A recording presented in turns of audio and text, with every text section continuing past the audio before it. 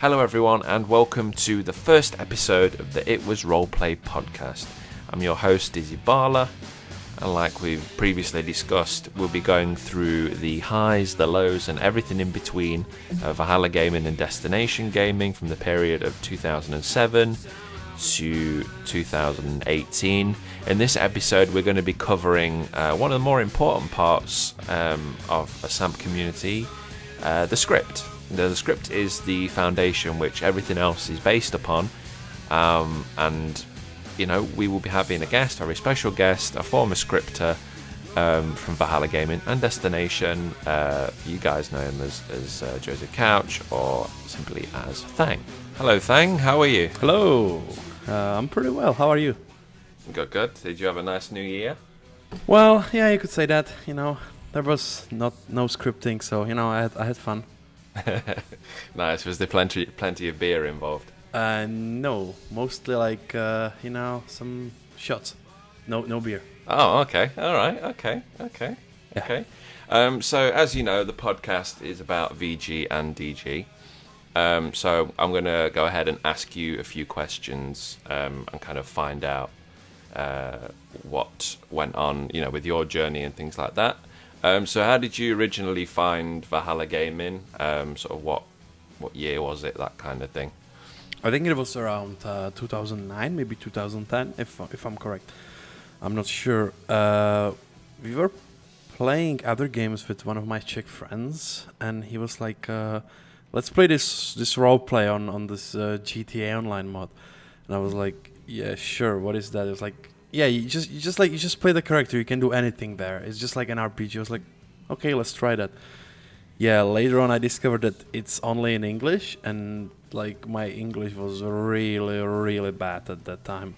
So we played for some time, then we stopped, and then a couple of years later I joined the VG again because I kind of felt like I wanted to play that again, and that could have been like 2012, I'm not sure. But yeah, back then it was like much better for me because I already spoke a bit better English, and that's I guess that's like the time when I stuck up with the VG until I left because of the ownership changing stuff. Yeah. Oh boy, do I. Do you feel like it was because I know a lot of a lot of the members and things like that weren't necessarily like native English speakers. Did you feel like there was more pressure on you because you didn't speak English to kind of like learn English and because obviously it is an English speaking community like you said, but then English isn't, you know, it's not your native language. But did you feel like there was a pressure to to learn English and things like that? Yeah, most definitely. I'm not sure if I like kind of like wanted to learn it on my own time, but this helped me a lot to like learn stuff because, you know, you read a lot of the RPE. So I always had like a Google Translate opened, and I was like translating the words I didn't know and stuff like that. And I know it definitely helped me learn English like much better than it is at the moment. Yeah, I mean that's good, and I think that's probably the case for quite a lot of members. Because, like I said, you know, it was a community that had people from, you know, all walks of life and across the world. So I think probably it was difficult for quite a few people. I mean, I know people from England that struggled with English. So so how did the scripting come about, and like what interested you in the first place about, you know, SAMP scripting and specifically for VG? Well, I've always been interested in like doing stuff with computers. You know, when I was a small boy, I was like, I want to make games when I'm grown up and stuff like that. And I think I always like knew a bit more about the computers than the people of my age. And I tried some programming and stuff like that before I even joined the VG, and it just felt like a natural thing because I wanted to somehow, you know, like help the server and this way it felt like really really interesting for me. So I could like help make the stuff which everybody plays on. That was like a dream come true for me, because I could do something and other people would like appreciate it, and I could do something creative which I would probably be able to do, because for example I can't paint, I can't sing, and I guess this is like the most creative thing I can do, which doesn't suck horrendously. I mean, that I kind of felt the same way when I first started doing it. It was, for me, it wasn't necessarily like the code and stuff like that wasn't. It wasn't necessarily that wasn't a pull for me, but like being able to create and put things out there that people would have an opinion on, good or bad, was quite satisfying. And you've heard my rap songs, like I'm not exactly musically gifted either, but scripting was definitely a way to, I suppose it also gives you an identity within the community as well, because there's never usually a lot of you. Like I think at any one time we probably had like a maximum of 2 or 3 people scripting, so everyone always knew who the scripters were, so it was a chance to stand out and things like that. What would you say that is the favorite thing that you've personally scripted over the years? I wouldn't probably like point down to one thing, but I'd like to say like my most favorite thing which I did was always trying to make the economy kind of like a larger thing, so things got kind of interconnecting, the businesses, like having the stock and then running out of it, and all of these like these little economic changes, which kind of it just felt like a large system of interconnected things, and I always tried to improve on it. I don't wanna say whether I failed or not, but I guess that was like my most favorite things to always work on. Yeah, so just basically things that were always, were connected. Yeah. Like mostly this economy thing, because it was like it always like was like it was touching everybody on the server, not just like if you scripted, I don't know, something for police, it would touch only the police. If you scripted something for stealing cars, it would only like be related to the people who steal the cars. But if you do something around these economy changes, it usually matters to every single person on the server. Yeah, I think that's usually referred to as a little bit like quality of life sort of changes, and it's something that as a scripter, like you're constantly trying to appease like a lot of people, and you can't please everyone, but you the ideal things that you put in, there's something in it for for everyone, regardless of like you said, what faction you're in or anything like that. It's putting stuff in that you can kind of touch everyone, not like in a not in a funny way, but basically that you can make a big impact in. Is there anything that you kind of feel that you maybe didn't get around to scripting while you were scripting, that you thought to yourself, well, maybe I wish I could have put that in?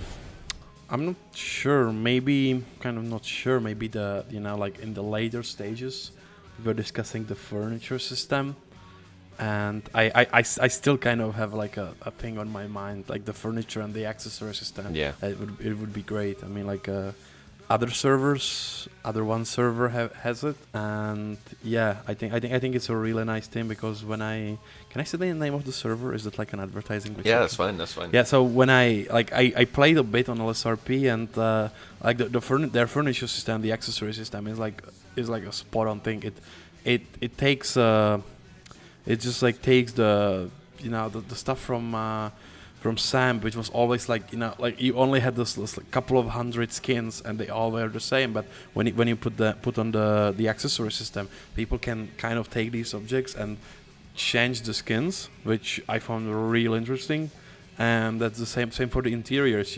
When you just like have like an empty big garage and you put like a lot of objects and make your own interior, that's pretty cool in my opinion. I think it's I think customization, particularly later on in SAMP, when perhaps the interest in SAMP wasn't as big as it used to be when kind of VG started and stuff like that. Being able to customize and kind of put your own stamp on things was a big, because people had always made skins and things like that, but being able to have other people see what you've created as well obviously was a massive thing. During the last version of DG, we finally got around to putting in a furniture system, and it was quite satisfying that we'd finally got to do that, because there was quite a few things script wise once pretty much once you left, really, in 2012, that we were so far behind on. Like you mentioned, LSRP and other servers like that, they were beyond like what the script was, or our script was. But yeah, that having that customization, and you see it with with the SAMP version that they they released, with the custom models and things like that, where people could send whoever was in charge of that server models, and then people could use those models. Like the opportunity for customization is obviously there, and I kind of do hope that they put that into the main SAMP build at some point, because I kind of feel that having some servers that have that customization and then other servers that don't, and split them apart was pretty stupid move, really, because it's like, well, why wouldn't you encourage more people to customize? It's not something that you have to do. If the files are on there, then you download them, but if you don't want to customize anything, you don't have to. So it's difficult for me to understand why the SAMP team decided to split them, because like I said, you've got servers that do encourage that, and then you've got the majority of the other servers which don't, which are on the default client. So it doesn't really make a lot of sense, but customization was massive. And I always wish that we'd have got an accessory system. I mean, we did the furniture, but being able to, I think you and me have also played LSRP. We can mention it when it's not the bogeyman or anything. But like you could do things with the hats, to kind of like make them look like a beard, and it just like earrings in your ear and things like that. And I think I actually made like a suitcase around my waist as kind of like a little like fanny pack type thing. But like you go around that server and you kind of see people getting pretty creative with what they've got, and expressing themselves, which a roleplay server should be. It shouldn't just be /me's. I always thought that the more things you can show, the better, really. Yeah, exactly. So obviously you were scripting for for a little while. There's quite a lot of comments in the script still that's like / Thang, and then there's like a date. Yeah, you've tagged it. So I mean, there's still quite a lot of that into this day. But who would you say that? And you don't have to say me. Okay, you don't have to say me. But who was your favourite person that you did script with? I guess it's Harigo. Yeah, Jack Harigo, right? Yes, that guy was just like he was leading the scripting team when I joined in, and he gave me the chance to join, because I acquired like a leaked copy of the VG source code, and there were some. I mean, so did everyone around that time. Like, yeah. It was like open source pretty much. And it was like kind of like a lot behind, because it was after we moved to LV, and so everything in the code was for LS, and it was pretty old compared to what we had. But a lot of the code was still the same, and I remember the first thing I did, as far as I know, was when you type /new back then. Yeah. Yeah, the tutorial was for LS, and I kind of messed with it, and and send him like a new version of /new which would work for LV, and he kind of liked it. And then maybe I sent him something more later on, and then he got me in. And working with him was like was really cool. He was such a nice guy. I don't know how to say, but he's just like, he always like was so chill about everything, and so helpful. It was like a really pleasure working with him. So yeah, I might be biased because he was like the guy who got me in. I don't know. No, I mean, I think that I think when you, not just when you like the person, because I think you can like someone as a person, but not necessarily work with them that well. But I had quite a few people that I'd scripted with, throughout sort of the generations and things, and there was some people that I kind of got put with because they were going to script and I was scripting at the time, and it's kind of like, you do your thing and I do my thing, and those kind of arrangements don't ever really work out that well for the script. But then there was occasions where Siggy and Jankster, for example, sort of for the older generation of listeners, Andy was another one that I kind of got along with and kind of dovetailed quite nicely with. And then more recently, Static was another one that kind of a little bit like Harrigo, really, where he was quite chilled about everything, and was just very helpful. And if you needed him to do something and he had the time, then he was there to do it. And I think that does make a lot of difference, because I think what people don't understand sometimes about the scripting is it can be very, very boring, and like the fuck ups of something can be so huge, and it can come from something so small. Just anything so small can cause like a ripple that's so large. And having someone that you can kind of bounce ideas off and things like that, and work on a project together, I think definitely helps. So probably my last question is not really necessarily script related, but what was your favourite part about VG and DG?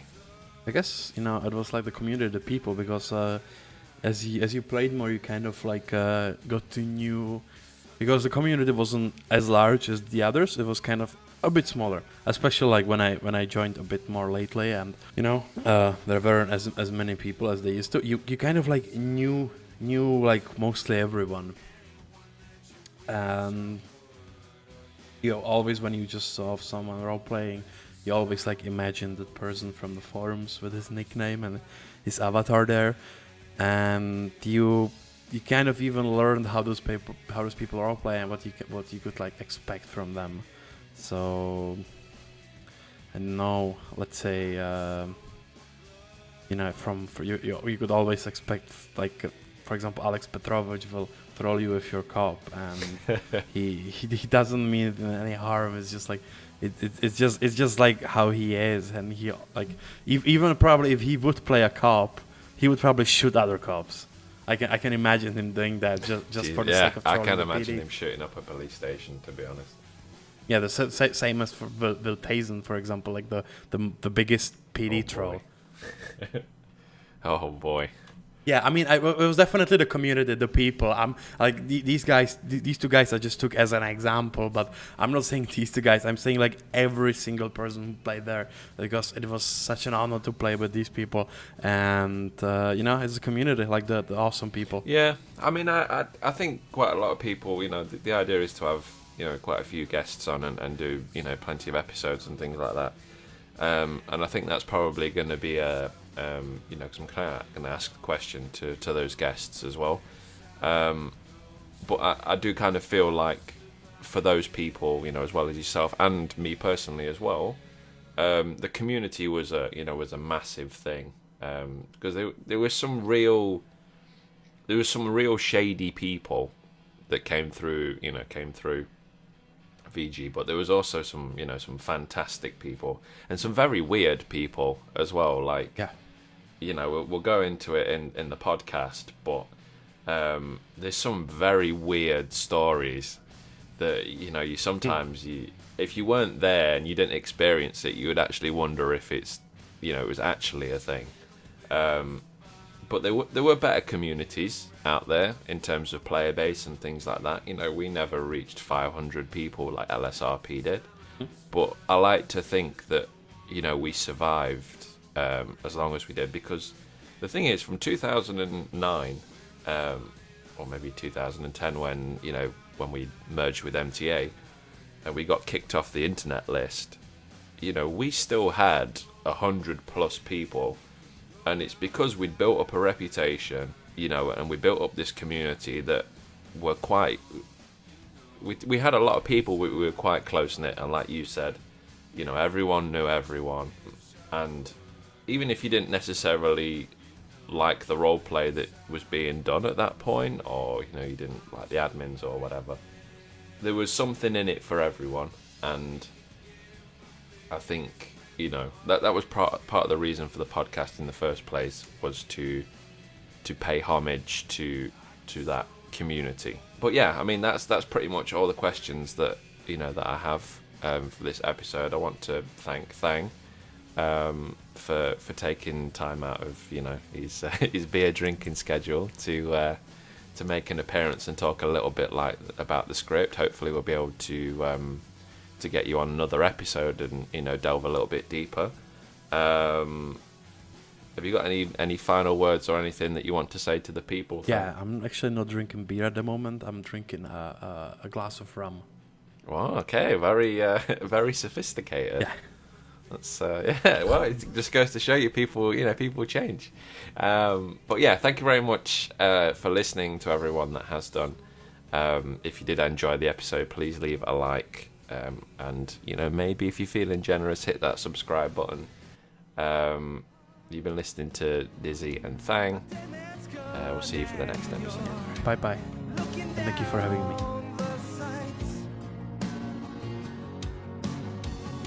Your heart is warm, and the seams are torn and they've given you a reason to fight.